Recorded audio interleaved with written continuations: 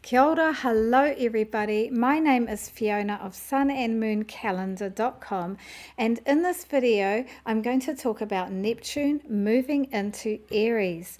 Normally I do a weekly astrology update for New Zealand and Australia and the Southern Hemisphere, but my weekly video went so long this time I decided to separate out the information about Neptune and talk about it in a separate video, and this is it. So it's a little bit pieced together, this video.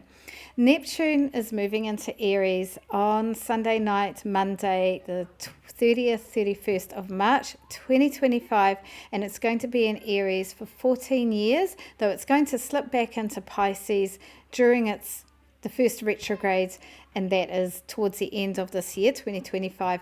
From January 2026, it's going to be in Aries full time. Okay, for 14 years. This is a once-in-a-lifetime experience for us to experience Neptune in Aries, because last time it was in Aries was in the mid-1800s, from around the 1850s to the 1860s, because it takes 165 years or so for Neptune to go right around the zodiac. So not even our great-great-grandparents, well, nobody alive has experienced this. Not even if you've got great-grandparents who are still alive, they will not have experienced this. Okay, and at the same time we've also got Pluto just moved into Aquarius. These two have been going around sort of alongside each other for quite a while, and they are in a sextile relationship to each other. So Pluto just moved into Aquarius in the last couple of years. So we're really in new territory, and I'm sure you're feeling that in our lives. It feels like things are changing up and moving on in crazy and interesting ways. But in this video, I'm going to focus on Neptune and Neptune in Aries. So I'm going to talk about what Neptune is as a planet and its meaning in astrology, its symbolism, and then what it's been like to have Neptune in Pisces for the last 14 years and the changes that's brought about for us, and then Neptune in Aries and some of the changes of feeling and energy that will bring over the next 14 years. Okay, so let's get into it. All right, let's talk about Neptune.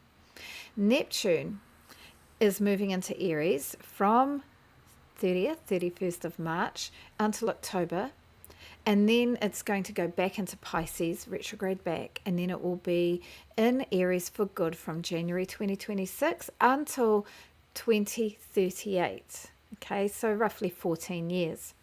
And here I've got listed the things to do with Neptune, the key words. Neptune is the traditional, I think it's the Roman, not the Greek. Oh yeah, Roman god of the sea. So the sea, Neptune is about the sea and water. And if you think of the changeability, the mutability of the sea, flowing this way, flowing that way, the tides that rise and fall, different parts of the water flowing one way and the other, the currents, the eddies, the undertows. Okay, and also the sea has that magic about it, the sparkling sun on the water. Anybody by the beach, I'm sure you feel that feeling of sort of calm and peace and well-being, I think you can get from being by the sea. And Neptune can bring these things.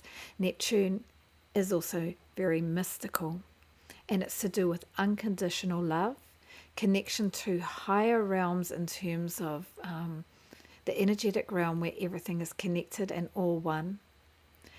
And so there can be great spiritual connection and intuition with Neptune. Also imagination and creativity with Neptune. Okay. And then the downside of Neptune in the earthly reality is that we can be too idealistic, romanticize things, try and escape too much from the cold hard reality that we actually need to face up to in our earthly existence. And there can be illusion, delusion, confusion with Neptune. And sometimes a Neptune transit can be really hard because there can be so much confusion, you don't know which way to go. Neptune also dissolves things. So if you think it's like to do with water, which dissolves things, and gas, which is the dissolution of things, and it can also have to be to do with toxins and medication. All right. Neptune can have a lot to do with mental well-being and mental illness as well. Okay, and addiction, and that is where we've tried to escape too much. There's a wonderful escapism with Neptune.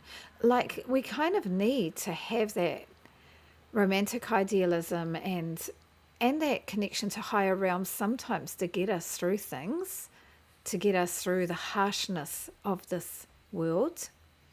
But if we try to go there too much, if we try to retreat too much or for too long, or with use of substances too much, that can go too far.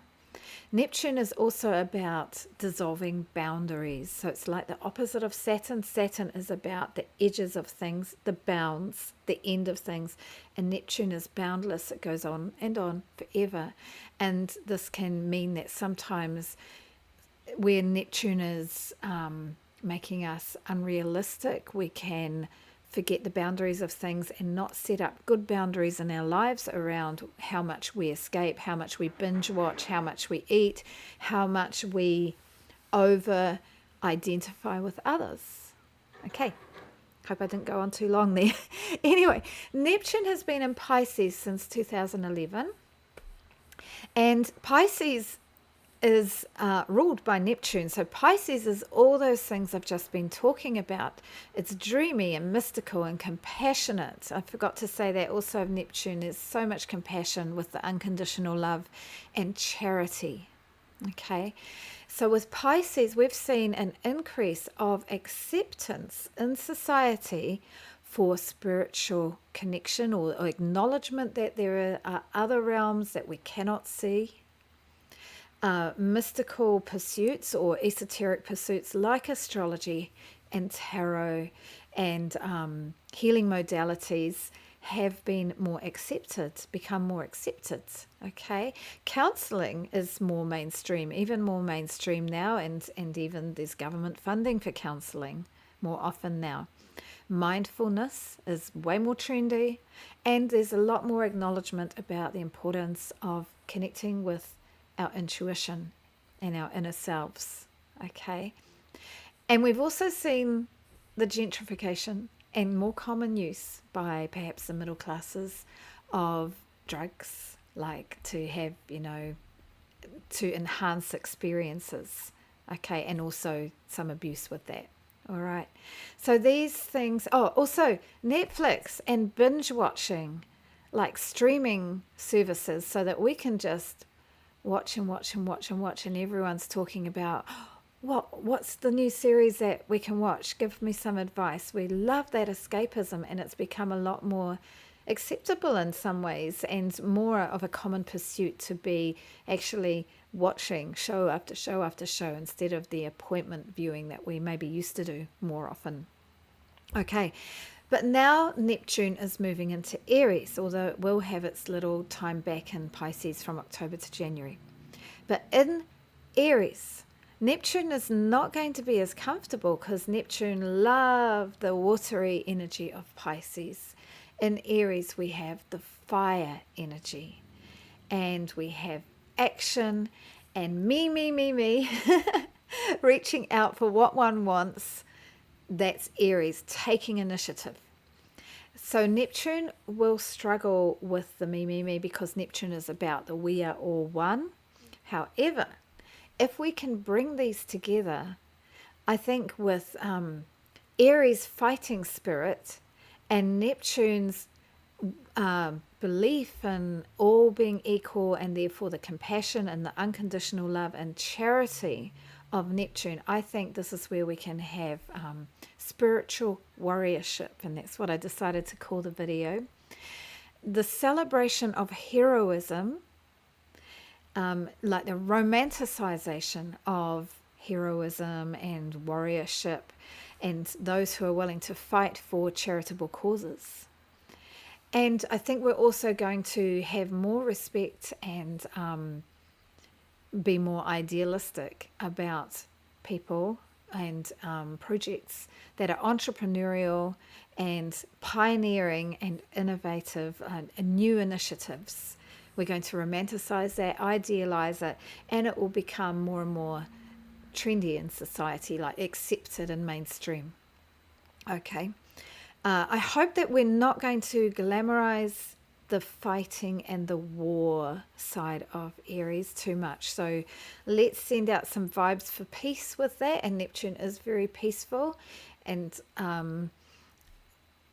but can also be a bit unrealistic and over idealistic. And we don't want to idealize war or fighting more than where it's actually going to become that. All right, so let's send out some vibes for peace with that. Okay, let's see what happens. This is a slow development until 2038, so it's a long time. And you might notice some change. I don't know what we're going to notice. I wasn't into astrology. I wasn't into astrology the last time Neptune changed signs, when it went into Pisces. But it's during Neptune's time in Pisces that I have come to discover astrology and a lot more about myself, and come to basically with Neptune and Pisces, that's where for me I came out as a hippie for want of a better word, like coming out of the closet, because I used to hide all that side of myself and my interest in subjects like mystical things and other worldly things. I used to hide it away, and I'm a lot more open about it now, and realizing that is me. That is a big part of me, musicality and interest in esoteric topics like astrology, and that's been a big awakening for me while Neptune has been in Pisces. So who knows what's going to happen for all of us individually and as a collective with Neptune in Aries. It's very exciting. 0 degrees of Aries is the on the world axis. It's a really important axis. 0 degrees of Aries, Libra, and then Capricorn and Cancer. They are the world axis, and things that happen there have a big effect on the world. Next February, we're going to have Saturn and Neptune come into conjunction at 1 degree. Can't remember if it's 0 or 1 degree of Aries. So that's going to be momentous as well. Okay. In the calendar, this is the page I've got set up for the important ingresses in 2025, designed by Jazz Robery, the calendar, and you can see Neptune there. I'll just point it out. So Neptune moving into Aries, and there's a section on Saturn moving into Aries, which is coming up in May. That happens every 30 years or so. And Uranus moving into Gemini, that's in July, and that happens every 84 years. So there's really big ingresses in 2025. So now I'm going to look at some of the pros and cons of Neptune and Aries that we could see in the next 14 years. All right. So some of the pros I've already talked about. One is spiritual warriorship. That's like fighting for spiritual ideals or moral ideals, or the goodness, the good spirits, the celebration of heroes and the people who step out and fight for great causes. All right, we could be romanticizing and idealizing the people who step out and take initiative and start new things, who have a pioneering spirit. And in New Zealand, Aotearoa, and I don't know if you have this in Australia, but in New Zealand we have a tall poppy syndrome, where there's a tendency to cut down or bring down people who step out and say, I want more, reach for higher levels of things, and we can call them show-offs, or we say that they're thinking too much of themselves, and I think we need to get past that. And Neptune and Aries might help us to celebrate and acknowledge those people and the value of that kind of pioneering spirit and the willingness to take initiative that Aries can have. And we can also have, with Neptune and Aries, more chance that there will be a movement to fight for the underdog. So Neptune and Pisces can be about the people who are left out of society, who are dispossessed by society, who don't do well in society, and so they're kind of on the outer edges or the fringes, not in the center of things. And with Neptune and Aries, we might see more fighting and asserting for the rights of those people. And so that, more about including everybody, the unconditional love that Neptune can bring. And as well as that, we've got Pluto in Aquarius, and that is about the masses and including everybody. So we've got, double energy there for the next 14 years. All right. But the cons, there are some negative aspects I think we'll see with Neptune and Aries.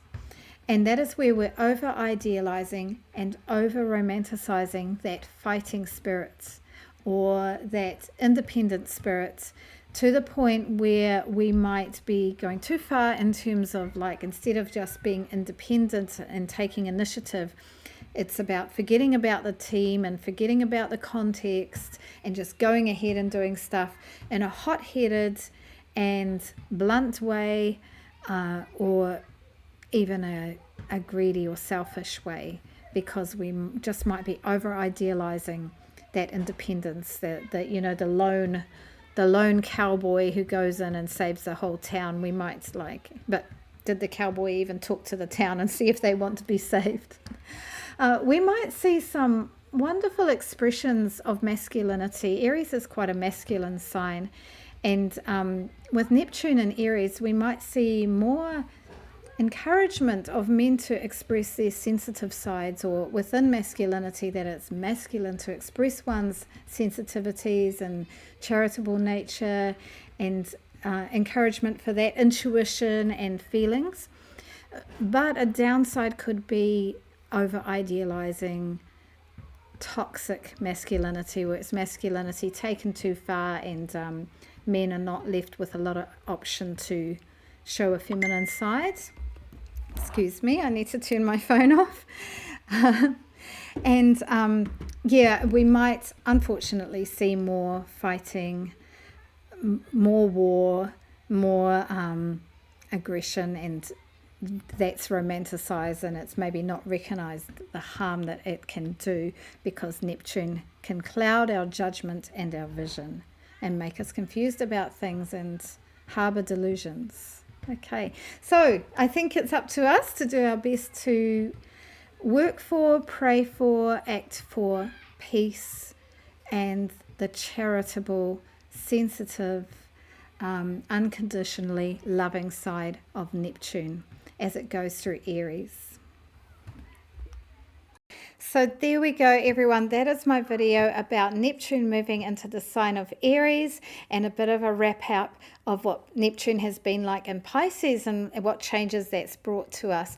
Feel free to write something in the comments about what you've noticed about Neptune in Pisces, or perhaps your hopes and wishes for Neptune in Aries, because of course it will be affecting a part of your chart, an area of life for you. Okay, please like, comment or subscribe if you like this video, and have a wonderful 14 years with Neptune in Aries, and I'll see you for the next weekly update. Bye for now. Hei konara.